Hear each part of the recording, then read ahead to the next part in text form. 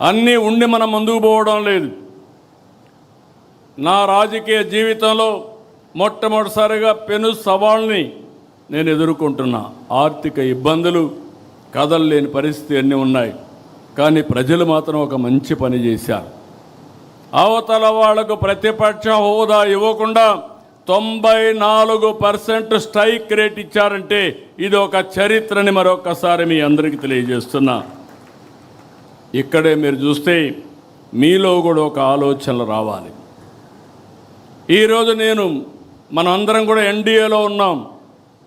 Telugu Desam party ఉనికిని కాపాడుకోవాలి, NDA ఐకమత్యాన్ని కాపాడాలి. అందుకే మీరు వాచ్ చేస్తూ ఉంటారు.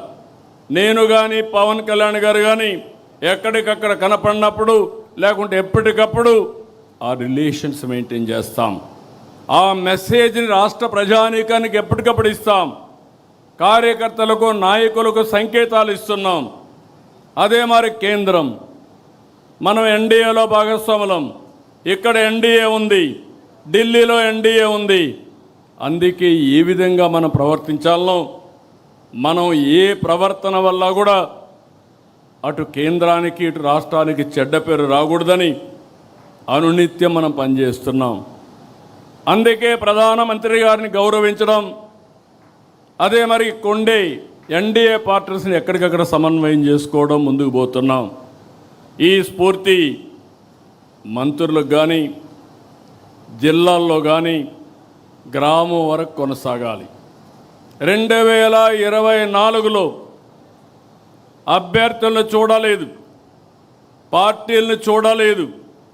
ఎన్డీఏ ఎవరిని సపోర్ట్ చేసి వాళ్ళకు బ్లైండ్గా ఓట్లేశారంటే దానికి కారణం ఈ రాష్ట్రాన్ని మళ్ళీ పునర్నిర్మాణం చేసుకోవాలి. అది ఒక్క ఎన్డీఏ వల్లనే సాధ్యం, అది కూడా సిబిఎన్ వల్ల సాధ్యం అనే ఉద్దేశంతో ఆ రోజు ఓట్లేశారు. అది మీరు గుర్తుపెట్టుకోవాలి.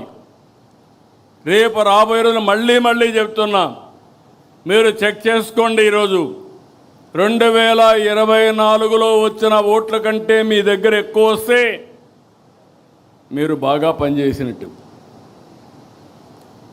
మళ్ళీ 2024 కంటే ఓట్లు బాగా వచ్చినా, ఎక్కువ వచ్చినా మీ దగ్గర రాకపోతే మీరు ఆ ఓటు బ్యాంకుని కిందికి లాగినట్టు. ఆ విషయం కూడా మీరు గుర్తుపెట్టుకోవాలి. నేను గర్వంగా చెప్పగలుగుతున్నాను, ఈ ఇబ్బందుల్లో పనిచేస్తున్నాం. ఒక నమ్మకం వచ్చింది. అందుకే ముందు కంటే ఇప్పుడు ఎన్నికలు పెడితే దానికంటే ఎక్కువ సీట్లు వస్తాయి తప్ప తక్కువ సీట్లు రావు.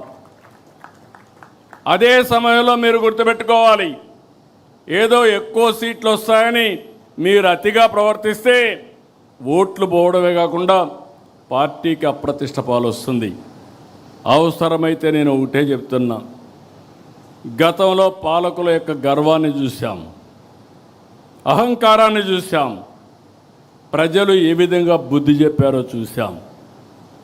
ఇంట్లో నుంచి బయట రాలేకపోయాం, హామీలు మాట్లాడాం. కడాన కొంతమంది సైలెంట్ అయిపోయారు. కానీ ఆ రోజు ఈరోజు వీరోచితంగా పోరాడింది తెలుగుదేశం పార్టీ కార్యకర్త పోరాడారు, నాయకులు పోరాడారు. దాన్ని కాపాడుకుంటూ వచ్చాం. అందుకే మళ్ళీ నేను రిమైండ్ చేసేది, ప్రజల పట్ల గౌరవంగా ఉందాం. బూతులు, వివాదాలు, దాడులు, గొడవలు, సెటిల్మెంట్లు ఇవి మన దగ్గరికి రాకూడదు. మొన్నటి వరకు మిమ్మల్ని ప్రజలంతా కూడా పెద్ద ఎత్తున సహకరించారు, మీ మీద ఒక నమ్మకం పెట్టుకున్నారు. ఈరోజు ప్రజలు మిమ్మల్ని కూడా వాచ్ చేస్తున్నారు, ఒక కన్నేసి పెట్టారు. మీ ప్రవర్తన చూస్తున్నారు, మీరు చేసే పని చూస్తున్నారు, మీరు ఎవరితో కలుస్తున్నారో అవి కూడా చూసే పరిస్థితికి వచ్చారు. ఈ విషయాలు మీరు గుర్తుపెట్టుకోవాల్సిన అవసరం ఉంది. ఎవరైనా అధికారం ఉందని ఎగో ప్రదర్శిస్తే భవిష్యత్తులో నష్టపోయేది మీరు, పార్టీ. అందుకనే మళ్ళీ కోరుతున్నా, చిన్నపాటి కలహాలు కూడా రాకూడదు. ఫ్లెక్సీల దగ్గర, ఫోటోల దగ్గర, కుర్చీల దగ్గర నేను I'm very clear on that. ఎవరో ప్రధానమంత్రి వస్తే నన్ను సెక్యూరిటీ పక్క దోస్తాడు. అతనికి తెలియదు, అతను డ్యూటీ ఆయన చేస్తాడు. దానిపైన నేను ప్రధానమంత్రి గారి దగ్గరికి వస్తే నన్ను ఇది చేశారనుకుంటే తప్పు అవుతుంది. ఈ విషయాలు మీరు గుర్తుపెట్టుకోవాలి. నేను చాలాసార్లు చూస్తున్నా ఇవన్నీ. అందుకే మళ్ళీ మీ అందరికీ చెప్తున్నా, ఈ యొక్క మీరు సత్ప్రవర్తన కింది వాళ్ళకు కూడా నేర్పించాలి. We are not only individual leader by virtue of your position. మీకు వల్నరబిలిటీ ఎక్కువ ఉంటుంది. ఒక మంత్రి, కేంద్ర మంత్రులు తప్పు చేస్తే నేషనల్ ఇంటర్నేషనల్ మీడియాలో హెడ్లైన్స్ వస్తాయి. రాష్ట్ర మంత్రులు తప్పు చేస్తే రాష్ట్రం జాతీయ స్థాయిలో హెడ్లైన్స్ వస్తాయి. ఏదైనా ఒక ఎమ్మెల్యే కానీ ఒక ఎంపీ తప్పు చేస్తే అదే స్థాయిలో ప్రొజెక్షన్ వస్తుంది. ఈ విషయాలు మనం గుర్తుపెట్టుకోవాల్సిన అవసరం ఉంది. అందుకనే నేను కూడా అనునిత్యం పనిచేయడమే కాకుండా పార్టీ క్రమశిక్షణ కాపాడడానికి కూడా అన్ని విధాల ముందుకు పోతామని చెప్పి కూడా నేను మీకు తెలియజేస్తున్నా. త్వరలో స్థానిక సంస్థల ఎన్నికలు వస్తాయి. చేసిన అభివృద్ధి చెప్దాం, తెచ్చిన మార్పు చెప్దాం, పడిన కష్టాన్ని వివరిద్దాం, దేనికోసం కష్టపడ్డామో ఇవన్నీ చెప్పిగానే మనం ముందుకు పోగలిగితే నాకు అనుమానం లేదు, రాబోయేది వన్ సైడ్ ఎలక్షన్స్ ఉంటాయి.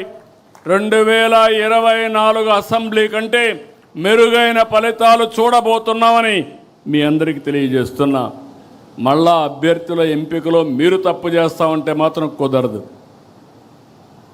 ఏది కూడా ప్రతి ఒక్కటి కూడా నిష్ఠతో చేయాలి, మనసు పెట్టి చేయాలి, భవిష్యత్తు కోసం పనిచేయాల్సిన అవసరం ఉంది.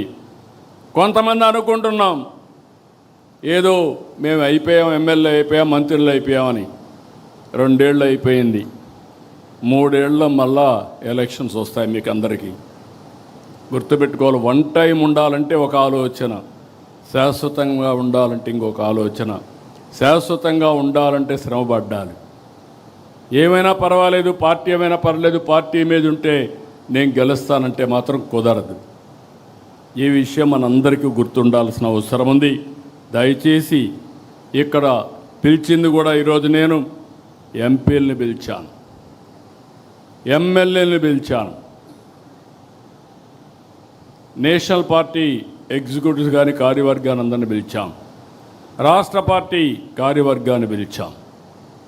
అందరం కూడా ఈ రోజు నుంచి మనస్పర్ధలు లేకుండా అందరం కూడా ఒక పద్ధతి ప్రకారం పనిచేసే పరిస్థితి రావాలి. అన్నింటికంటే ప్రజాహితమే ద్వేయంగా మనం పనిచేస్తే ఈ సమస్యలు ఉండవు. ఎంపీలు ఎమ్మెల్యేలు కలిసి పనిచేయాలి. ఎమ్మెల్యే ఆ కాన్స్టిట్యున్సీలో ఉండే కమిటీలతో కలిసి పనిచేయాలి. ఎంపీ పోయినప్పుడు నేను చూస్తున్నప్పుడప్పుడు ఎమ్మెల్యేలు నేను చెప్పినప్పుడే నువ్వు రావాలనడం, అదే మరి ఎమ్మెల్యేలంతా కూడా కార్యకర్త నా మాటలు వినకుండా నా పర్మిషన్ లేకుండా చేయకూడదని చెప్పడం, ఆదేశాలు ఇవ్వడం. అంటే ఈయన పర్మిషన్ లేకపోతే మండల పార్టీ ప్రెసిడెంట్ పనిచేయకూడదు, క్లస్టర్ పనిచేయకూడదు, యూనిట్ పనిచేయకూడదు. ఒకవేళ ఎంపీ వచ్చినా అక్కడ ఎవరు ఈయన రిసీవ్ చేసుకోకూడదు ఆయన చెప్పే వరకు. ఇది మంచి పద్ధతి కాదు. ఒకప్పుడు తెలుగుదేశం పార్టీ ఒక ఉన్నతమైన సాంప్రదాయాలతో, ఒక మండల పార్టీ ఎన్నిక ఎమ్మెల్యేకి సంబంధం లేదు, ఆ మీటింగ్లో ఆయన ఉండడు. అందరినీ కూర్చొని పెట్టి సెలెక్ట్ చేసి ఎవరైతే మండల పార్టీ ప్రెసిడెంట్ ఉన్నాడో ఆ పార్టీ అధ్యక్షుడితో ఆయన పనిచేయించుకోవాలంతే. అలాంటి సాంప్రదాయాలు ఉండే పార్టీ అందుకే ఈరోజు నిలబడింది. లేకపోతే ఇంకోటి కూడా చెప్తున్నా, మీరందరూ గుర్తుపెట్టుకోవాలి, తెలుగుదేశం పార్టీ కార్యకర్తలు మాతో ఉంటారనుకుంటారు. మీరు అధికారంలో ఉన్నంత వరకు ఉంటారు, టికెట్ ఇస్తే మీతో ఉంటారు, టికెట్ ఇవ్వని మరుక్షణం తెలుగుదేశం పార్టీతో ఉంటారు, ఆ జెండాకే పనిచేస్తారు. నేను చాలా ఎన్నికల్లో చూసా, నాట్ 1 or 2 ఎలక్షన్స్, 9 ఎన్నికల్లో చూసా, 45 ఏళ్ళుగా చూస్తున్నా. అది తెలుగుదేశం పార్టీ కార్యకర్త యొక్క విశిష్టత అని చెప్పి కూడా నేను మీకు తెలియజేస్తున్నా. ప్రజా సమస్యలు పరిష్కారం చేయడంలో కూడా మనం చాలా వరకు జాగ్రత్తగా ఉండాలి, ఓపికగా తీసుకోవాలి. ఇక్కడ కానీ జిల్లాల్లో కానీ మీరు ఇవన్నీ తీసుకుని ఎక్కడికక్కడ ఇవన్నీ పరిష్కారం చేయాలి. ఇంకొక పక్కన మనం పెట్టే కార్యక్రమాలన్నీ ఏదైనా చిన్న చిన్న సమస్యలుంటే దాన్ని ఇంకా ఏ విధంగా ఇంప్రూవ్ చేయగలుగుతామో దానికి కూడా మీరు దోహదం చేయాల్సిన అవసరం ఉంది. ప్రతి ఒక్క నాయకుడిని ఈరోజు మిమ్మల్ని ఒకటే కోరుతున్నా, మన వల్ల పార్టీ ప్రతిష్ట పెరగాలి. సీనియర్స్ కూడా కోరుతున్నా, పర్వాలేదు తర్వాత చూసుకుందాం, నా ఇష్ట ప్రకారం చేద్దామంటే మనం పార్టీకి అన్యాయం చేసిన వాళ్ళు అవుతాం.